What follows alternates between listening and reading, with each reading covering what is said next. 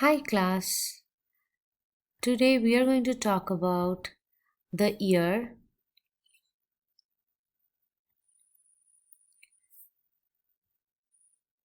and ear is not only the organ for hearing but it also helps us balance. So we will talk about equilibrium and hearing today. The ear has three distinct anatomical regions. We have the external ear, middle ear and inner ear. Let's take a look. Okay, so in this picture, we see the entire ear. However, the external ear has two main parts. It has the auricle or the pinna. Sorry. It is this region that projects out of the body. That's the auricle.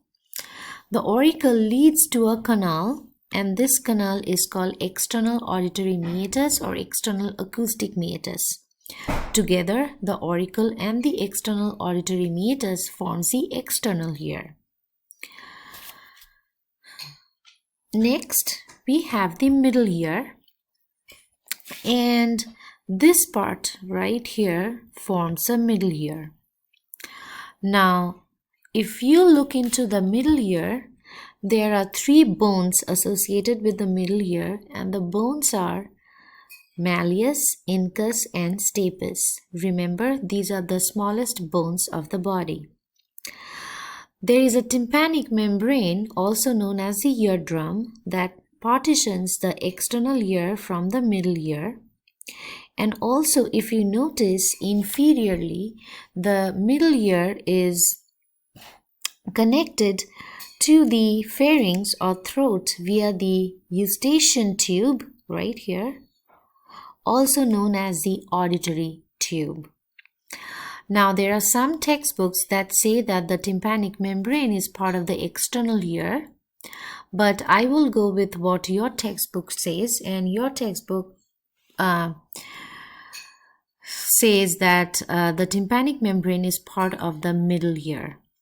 Therefore, the middle ear has the tympanic membrane, 3 ear ossicles, and it is connected to the pharynx via the eustachian tube. I want you to remember that the external ear and the middle ear has air in it. So sound waves travel through air when we look into the external and the middle ear. However, when we look into the inner ear, which we will talk about in a minute, inner ear has fluids. There is no air in the inner ear. All right, moving on to the inner ear. In this diagram on your right, you do see a purple snail-like structure. That's your inner ear. The inner ear has two components. Externally or superficially, there is the bony labyrinth. Bony means it's a harder structure. And deep to the bony labyrinth, there is membranous labyrinth. The membranous labyrinth is a softer tissue. Okay, now we will zoom into the bony and the membranous labyrinth and look at the different parts of the inner ear. All right, so right here we are focusing on the tan-colored big structure, and the entire structure is called bony labyrinth. Deep to the bony labyrinth, if you look at the pink structure, all the pink part forms the membranous labyrinth. So to review, this is the inner ear. The tan-colored structure is called bony labyrinth, and deep to the bony labyrinth, the structure in pink is called the membranous labyrinth. Remember, the membranous labyrinth lines the bony labyrinth. All right. So are there fluids inside the bony labyrinth and the membranous labyrinth? Of course, yes. We just talked about this. Inner ear is all about fluids. Okay. So here we see that there is a space, right, between the bony labyrinth and the membranous labyrinth. That space is filled with a fluid called perilymph. If you look and pay attention to the picture and to the write-up, they are color-coded. So the part that is in light blue in the picture is filled with perilymph. And then,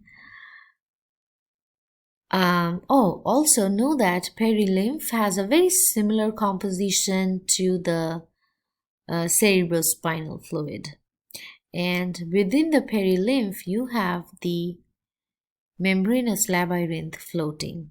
Now, if you look inside the membranous labyrinth, which is in dark blue here, within the membranous labyrinth, there is another type of fluid called endolymph.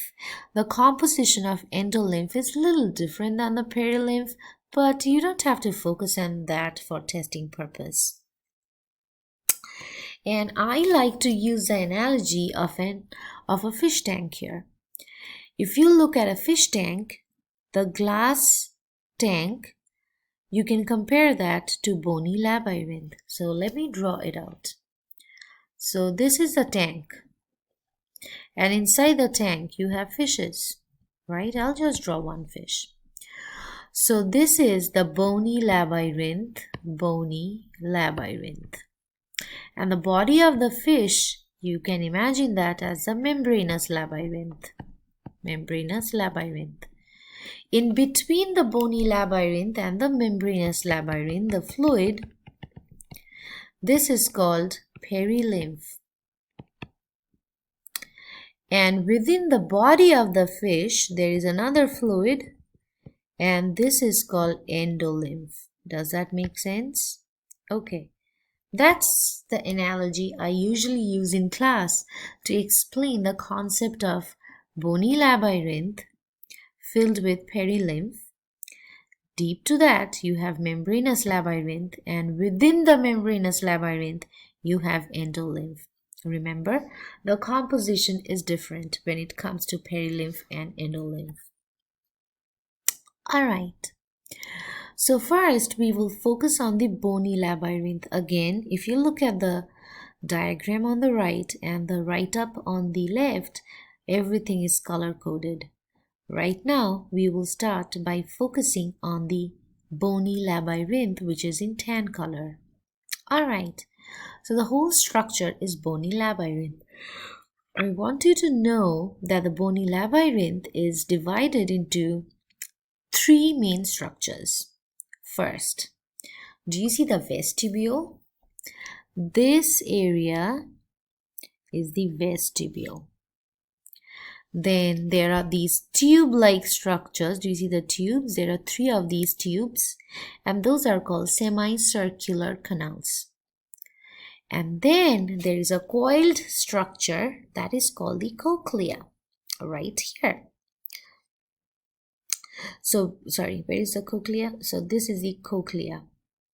So the Bony labyrinth is divided into three parts. We have the vestibule, we have the semicircular canals right here, and we can see three of those, and then we have the cochlea, part of the Bony labyrinth. Now if you zoom inside, so what lies within the bony structures? What lies within the vestibule? What lies within the bony semicircular canals? And what lies within the cochlea? Well, let's talk about it. If you zoom into the vestibule, inside you see two sac-like structures, and those are called utricle and saccule. So this is the utricle and this is the saccule. These are the two sac-like structures within the vestibule, and they are pink, right? So these are part of the membranous labyrinth. Alright, now so these are the utricle and saccule. If you look at the semicircular canals, within the semicircular canals, the pink tubes are called semicircular ducts. And if you look into the cochlea, deep to the cochlea, you have cochlear duct. So if you look at inner ear, I'll just write here, inner ear. It has an outer bony labyrinth and inner membranous labyrinth. I'll just put labyrinth. The bony labyrinth has three parts: vestibule, semicircular canals, and cochlea.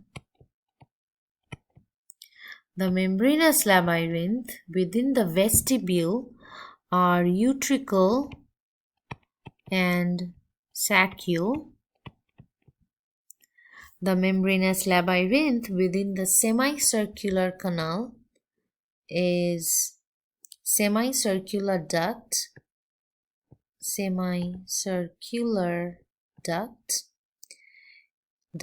and the membranous labyrinth within the cochlea, oh my god, where do I write, is cochlear duct. Does that make sense? It's super bad handwriting, but hopefully that makes sense. Now one thing, the vestibule and the semicircular canal together, so this, the whole thing together, the vestibule and the semicircular canal together is called vestibular complex. It's this thing. Okay, so the vestibular complex is made up of the vestibule and the semicircular canals. Remember, within the vestibule we have utricle and saccule, which are part of the membranous labyrinth. Within the semicircular canals we have semicircular duct, and within the cochlea we have the cochlear duct. So that's the vestibule, semicircular canals, cochlea.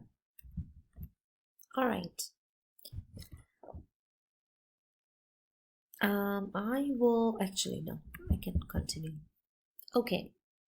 Now we will focus on the picture on the top right.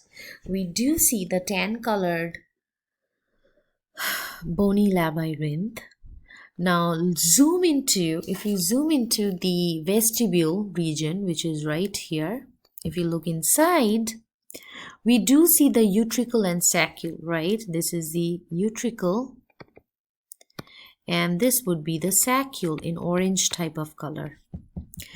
Now I want you to look inside the utricle and saccule. Do you see a blue membrane-like structure? So this membranous structure, which is present inside the utricle and saccule, those are called macula. And at the bottom of the picture, we do see a zoomed in or a blown up picture of the macula. So right here, we see a blown up picture of the macula. So what do we see here? We do see that the macula region is made up of supporting cells and hair cells right here.